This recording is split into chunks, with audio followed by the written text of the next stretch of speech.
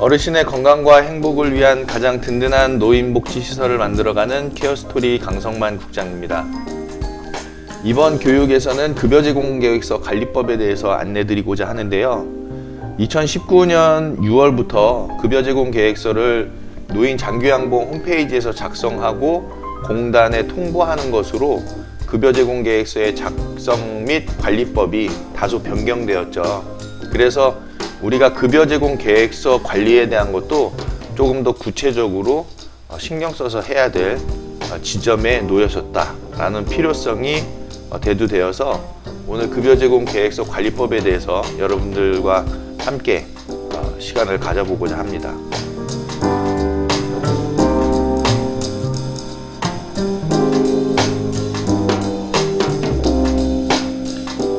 먼저는 이 급여제공계획서를 작성하기 위해서는 단순하게 그냥 급여제공계획서만 노인 장기요양보험 홈페이지에서 작성한다 그런 얘기는 아니죠.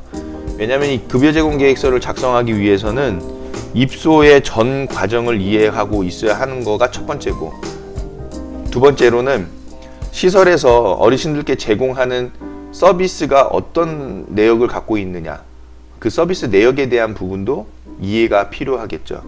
그리고 그 서비스 내역에 따라서 또 어르신들께 서비스를 제공해 드리고, 그리고 그에 따라서 우리가 그 서비스가 잘 제공되고 있는지를 또 모니터링 해야 되는 부분들, 또 우리가 이 급여제공 계획서를 작성하기 전에 그 어르신들의 평가에 대한 부분도 진행을 하고, 또 그 평가 내용을 바탕으로 어르신의 그 건강 상태라든지 종합적인 상태를 먼저 파악이 잘 되어야 하는 것이 선행되어야 되겠죠. 그렇기 때문에 이 급여제공계획서를 작성한다는 것은 굉장히 종합적인 내용들을 다 아우르고 있다. 특히나 국민건강보험공단에서는 왜 급여제공계획서를 직접 관리를 하려고 노인 장기요양 홈페이지에 급여제공계획서를 아예 넣어놔서 거기에 작성을 해서 공단으로 전송하게끔 했느냐라는 그 배경이죠. 그거는 아마도 지금 우리나라 이 수가 체계하고 연결이 되는 부분이죠. 왜냐면은 수가 자체가 우리나라는 그 포괄수가제잖아요. 예를 들어서 하루를 시설에 계시면 얼마 이런 식으로 되어 있거든요. 그렇기 때문에 자칫하면은 어르신들께 제공해드리는 그 서비스 내역이 서비스 질이 퇴보할 수 있는 상황이죠. 왜냐하면 그냥 6만 원 받는 선에서 적정한 부분까지만 서비스를 제공해드리면 된다라는 인식들이 지금 우리나라 요양원계에는 자리하고 있는 상태입니다. 그 부분으로 다 요양원 운영하시는 분들이 이해를 하고 계시죠. 그렇기 때문에 요양원을 운영하시는 분들이 어떤 말씀을 하고 있는 상황이냐, 평가에 대한 부분도 일정 부분의 점수만 득하면 된다라고 인식을 하고 계시고, 더불어서 수가라는 것 자체가 일일당 얼마, 6만 원, 5만 9천 얼마 이렇게 딱 정해졌기 때문에 그 일일에 해당하는 수가를 받기 위한 기본적인 내용만 서비스를 제공하면 될 뿐이지, 그 이상 뭐 더 할 게 필요가 뭐 있냐라는 부분이 지금 자리에 있다라는 것이죠. 결국은 우리나라 장기요양 서비스의 질을 떨어뜨리는 부분이 이 체계 자체가 그렇게 되어 있기 때문에 문제가 되는 상황이 되고 있다. 그래서 아마도 국민건강보험공단에서는 그런 내용에 대해서 많이 고심을 하는 상황일 것 같아요. 그래서 그 서비스의 질을 관리해야 되겠다라는 부분에 가장 그 첫 출발점이 되는 지점이 어느 부분이냐, 첫 출발점이라기보다는 가장 중요한 부분이 되는 것이 어디냐라는 것이 바로 이제 급여제공 계획서라는 거죠.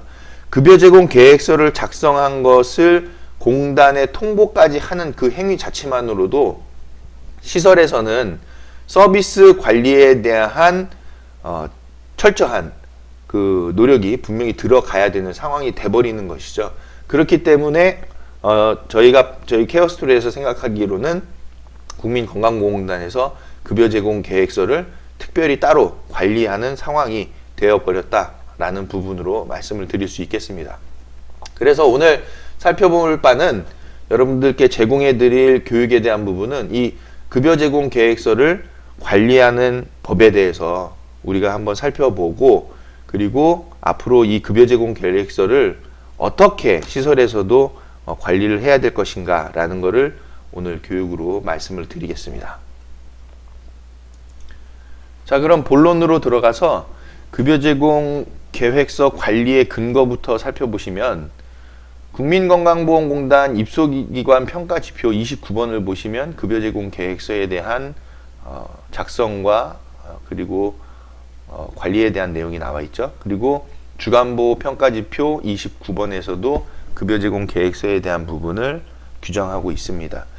자, 두 번째로 급여 제공 계획서의 전반적인 과정인데, 이 과정은 여러분들이 평가 교육을 통해서도 많이 숙지를 하셨던 상황이지만 다시 한번 점검을 해볼 필요가 있는 게, 이제는 건강보험공단에서 급여 제공 계획서를 아예 이 롱텀 케어에서 관리하도록 했으니까 우리도 그에 맞춰서 시설에서 변화가 좀 필요하겠다라는 부분을 이 전반적 과정에서 좀 안내를 드리고 싶습니다. 자, 첫 번째로는 어르신께서 입소를 하시죠. 그래서 입소 후에 14일 이내에 욕구 사정, 그리고 욕창, 낙상, 인지기능, 일상생활 수행 능력, 그리고 집중배설 관찰평가를 실시를 하겠죠. 자, 그래서 1회 욕구 사정 및 평가 내용과 입소자의 건강 상태 등을 종합적으로 고려해서 입소 후 30일 이내에 노인 장기요양보험 홈페이지에서 급여 제공 계획서를 작성하게 됩니다.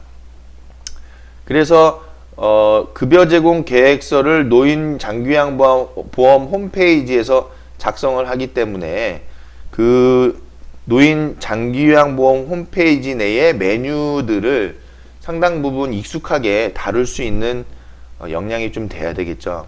그러려면은 자주 롱텀 케어에 접속을 해서 사용하는 것을 많이 다뤄봐야 되겠다라는 부분을 이제 안내를 드리는 것이고, 2단계에서 일단 중요한 것은 욕구 사정과 이 평가 내용, 그리고 어르신의 건강 상태 등을 종합적으로 고려해서 어르신의 상태 파악이 정확하게 되어야 한다는 것이겠죠.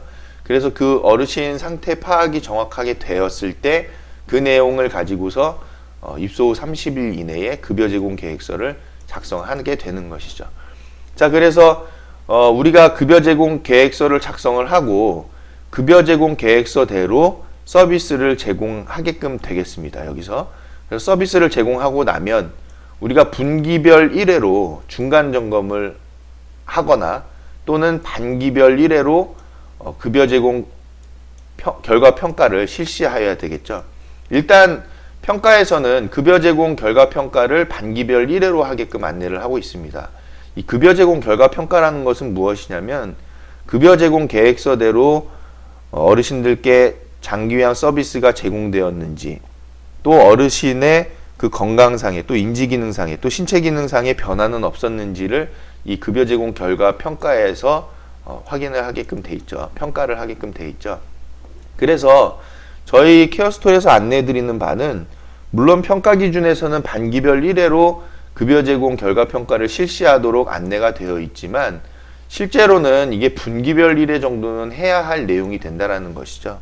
이 내용에 대해서 이제 종사자분들께서 많이 좀 일이 너무 많아진다라고 말씀해 주실 수 있는데, 큰 시설은 그렇습니다. 어쨌든 큰 시설은 그렇고, 작은 시설에서도 물론 해야 할 업무들이 워낙 많으니까 업무 부담이 있겠지만은, 그렇지만 이 급여 제공 결과 평가라는 게 익숙해지면 간단한 과정으로 또 단시간에 작성할 수 있는 내용들이 되기 때문에 익숙해질 때까지는 우리가 이 업무를 좀 추진해 봐야 할 것이다.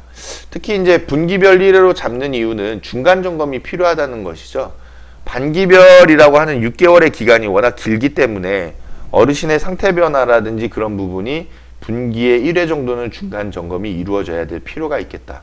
그래서 급여 제공 결과 평가에 대한 실시를 분기별 1회로도 안내를 드립니다. 즉 중간 점검 분기별 1회 한번 하고 반기별 1회로 정기 평가를 하는 것이죠. 이 급여 제공 결과 평가에 대해서. 그렇게 해놓으면 아마도 급여 제공 결과 평가 자체가 굉장히 수준 높게 진행이 될 거죠. 자, 그에 따라서 급여 제공 결과 평가에 따라서 급여 제공 계획서를 변경 작성하셔야 되겠는데, 그런데 급여 제공 결과 평가에 만약에 급여 제공 계획을 변경하지 않아도 되는 것으로 평가가 되는 경우가 있죠. 예를 들어서 분기별 1회로 중간 점검을 했는데 어르신의 상태에 큰 변화가 없어요. 그럴 때에는 우리가 급여 제공 계획을 변경하지 않아도 되겠다. 그러나 만약에 분기별 1회 중간 점검을 했는데 어르신의 건강 상태와 인지 기능, 신체 기능에 변화가 있었다 라고 했을 때에는 급여 제공 계획서의 변경이 이루어져야 되겠죠. 자, 그런데 만약에 그렇게 변경하지 않아도 되는 것으로 평가될 경우에는 그냥 연 1회로 급여 제공 계획서를 변경하면 되겠습니다. 그럼 1회로 급여 제공 계획서를 변경하는 시점은 어떤 시점이냐? 결국에는 급여 제공 계획서를 우리가 반기별 1회 평가를 할 때에 상반기 한번, 하반기 한번 하겠죠. 그러면 하반기 때에 급여 제공 계획서를 변경하면 되겠다. 또는 물론 이제 상반기 때 변경할 수도 있겠죠. 상반기 때 변경을 하면 하반기 때는 안 하겠죠. 어쨌든 연 1회로만 급여 제공 계획서를 변경하는 것으로 평가상에 안내가 되어 있다라는 겁니다.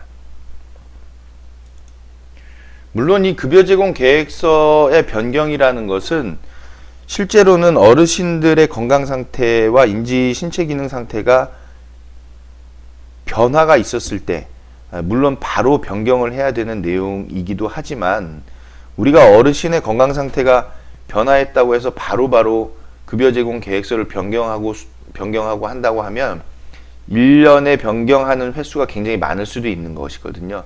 그렇기 때문에 저희는 오히려 수시로 계속 급여 제공 계획서를 상시적으로 뭐 4번, 5번 바꾼다는 그런 얘기가 아니라 오히려 분기별로 중간 점검을 통해서 다시 한번 점검을 하고 또 반기별로 급여 제공 결과 평가를 실시해서 급여 제공 계획서를 변경하는 쪽으로 하시는 게 좋은 부분이라는 것을 좀 안내를 드리고자 합니다. 어쨌든 급여 제공 결과 평가에 따라서 우리가 급여 제공 계획서를 변경해야 될 것이고 또 급여 제공 결과 평가는 분기별 1회나 반기별 1회를 통해서 어르신들의 건강 상태를 파악해서 급여 제공 계획서를 변경해야 되겠다. 급여 제공 결과 평가는 분기별 1회는 중간 점검으로 반기별 1회는 정기 평가로 진행을 하시면 되겠다.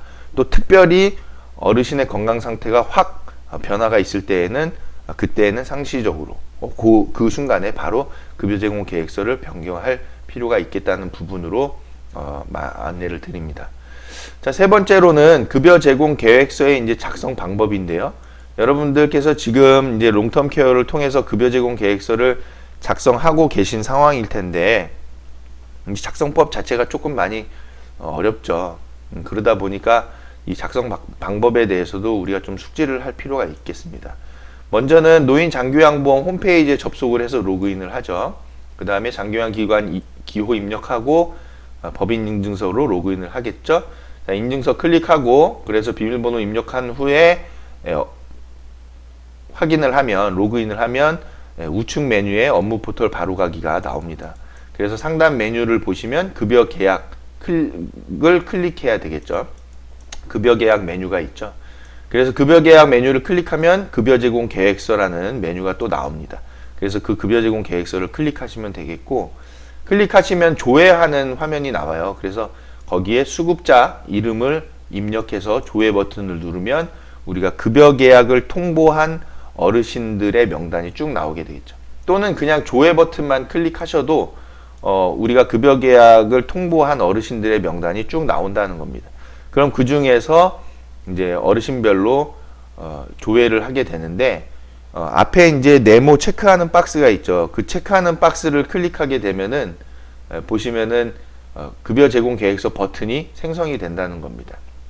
그래서 우리가 요 조회까지만 먼저 하시면은 거기서 어르신별로 그 작성일과 제공 계획 통보일 또 적용 기간에 대한 부분이 그 항목별로 표로 해서 이렇게 나오죠. 거길 보시면 만약에 이 작성일이나 급여 제공 통보일이나 급여 계획 통보일이나 적용 기간이 안 나와 있다고 하면은 작성이 안 돼 있는 상태다라는 것이고 작성돼 이게 이제 나왔는데 이 작성일과 제공 계획 통보일 그리고 적용 기간이 그 표상에 만약에 나타나고 있다고 하면은 작성을 한 내용이죠. 그래서 그 내용을 다시 수정도 할 수 있게끔 됩니다.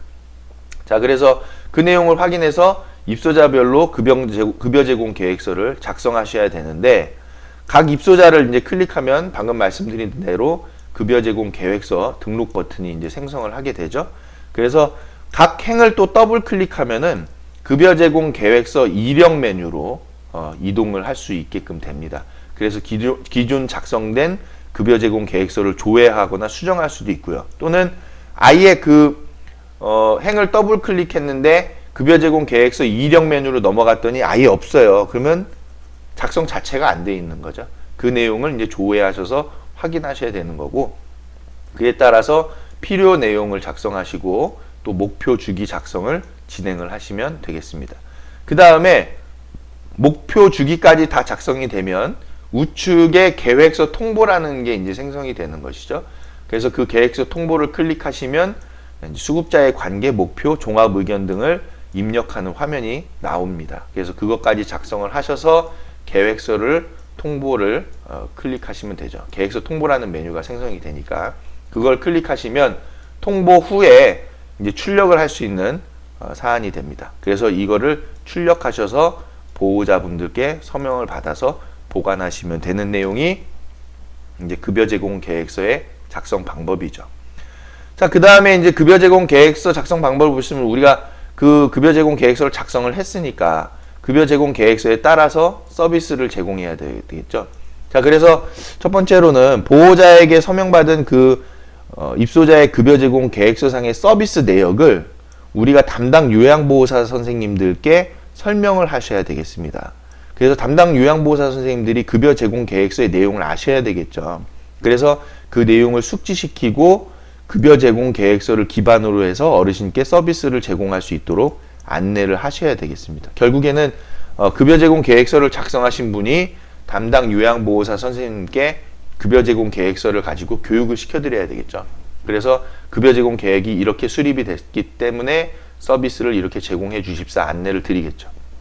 자, 근데 실제로는 이 급여 제공 계획서를 작성할 때에 우리 요양보호사 선생님들의 의견이 반영이 돼야 됩니다. 왜냐하면 어르신을 모시는 이 요양보호사 선생님들께서 급여 제공 계획에 필요한 서비스 내역들을 잘 아시겠잖아요.